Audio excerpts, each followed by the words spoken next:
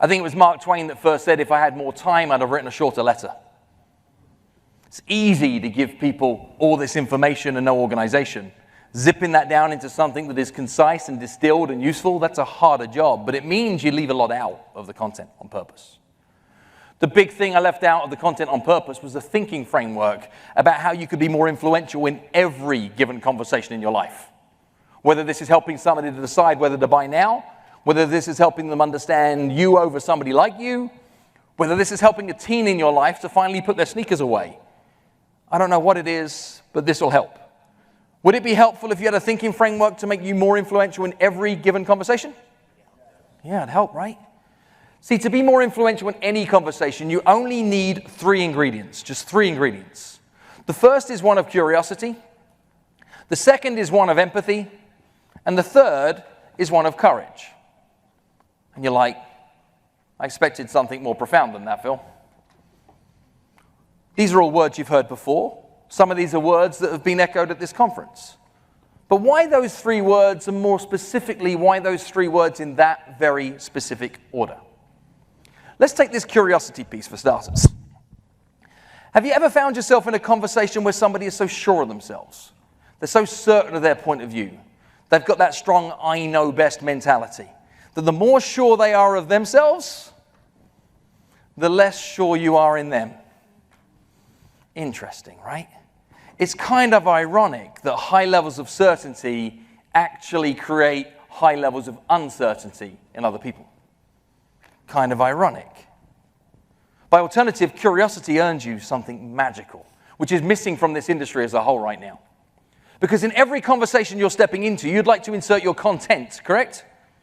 Content about what can be done with a buy down, content about the difference of rent versus buy, content about the value that you can provide that they can't get at their local bank, content about why if they partner with you, the offer's going to be taken more seriously and they might not miss out on the next one. All this great content that you want to insert, but if you insert your content before you've earned their context, all you did is make a noisy situation noisier.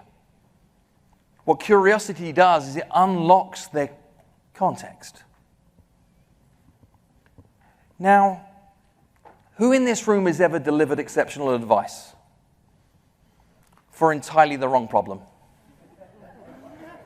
Parents in the room, right?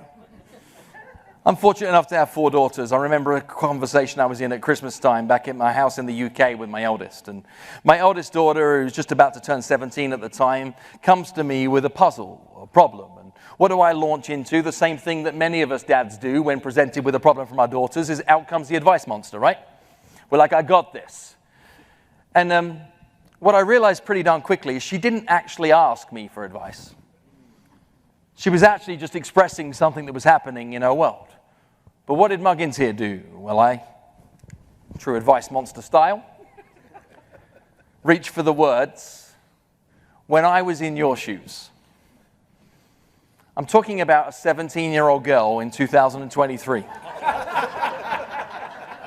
So I looked down at her feet as the words left my mouth. I'm like, you fucking idiot, Phil. I've never worn footwear that looks like that, nor would I ever. And I realized pretty darn quickly I had no right to deliver any advice in this moment. None whatsoever. I was probably the least qualified person on the planet to deliver advice at this period of time. So I caught myself, shut myself up for a second, and asked a series of strategic questions over a short period of time, like about 34 minutes. To which at the end of it, she says, I think I know what I'm going to do, Dad. And she chooses to do about the exact same thing I would have advised her to do. And she chose it all by herself. She owned it. She felt capable of understanding the decision-making process and the rationale behind why that decision was the right decision to be able to make. We need to slay the advice monsters in our world. You are not going to demonstrate your expertise by sharing your expertise.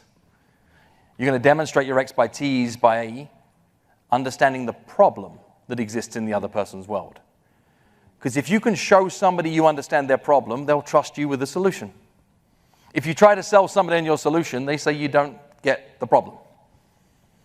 Can you see how many mortgage professionals are tripping themselves up right now by trying to be the expert on the thing that the other person didn't ask for your expertise on?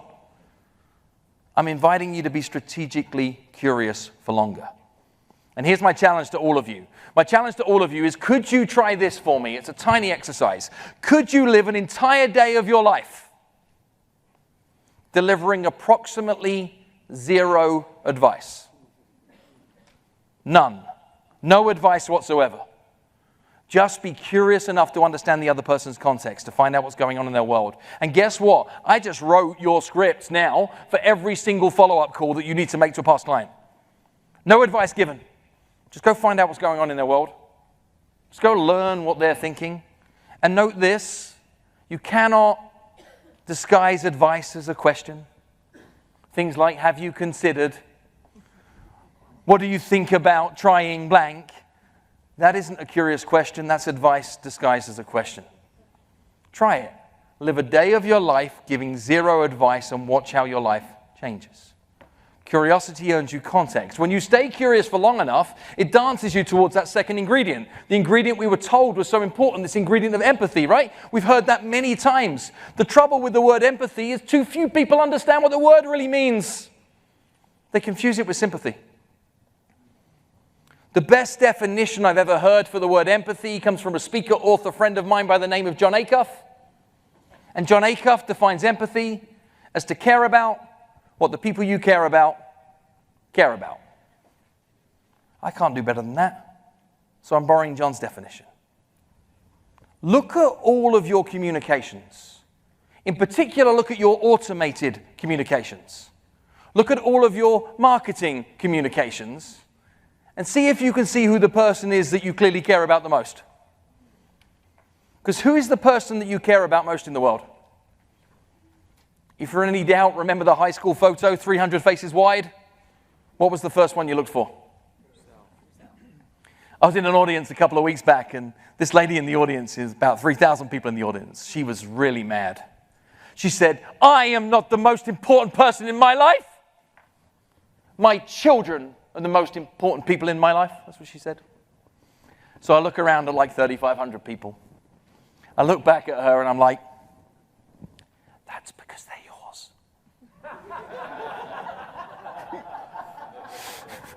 She just shrunk back into a chair. This is what we have to shift up in our language when we're communicating with others. Would you like to know the least influential word on the planet? I.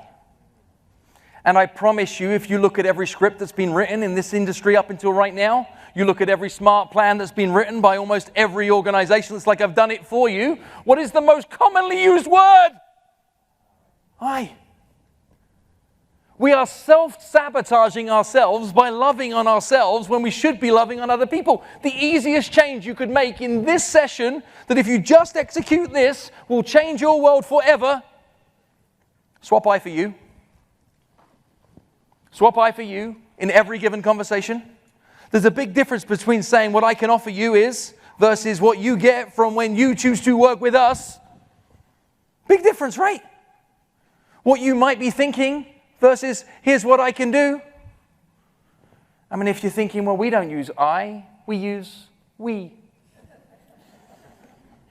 What you're literally doing is weeing all over your prospects. Most of them, I say most of them, are probably not going to like it. See, the trouble is when we reach for language like that, you say things like, well, what we offer is, who is the owner of the service? I'm asking us to think about our language at a level that we haven't probably thought about it before. I'm teaching there's a lot more than just this tiny little book and some quick fire checkers moves to help you in micro scripting. We have to change the way we think. That's what needs to happen here. We have to understand that the only time to use the word we is when we're in the same conversation, when we're all in the same place. Like we are a we right now, yes? But when you say we pride ourselves on our service, I'm like, when? When do you have these pride sessions? Is these Thursdays at 2? Just wondering how this goes down in your organization, these pride moments of yours.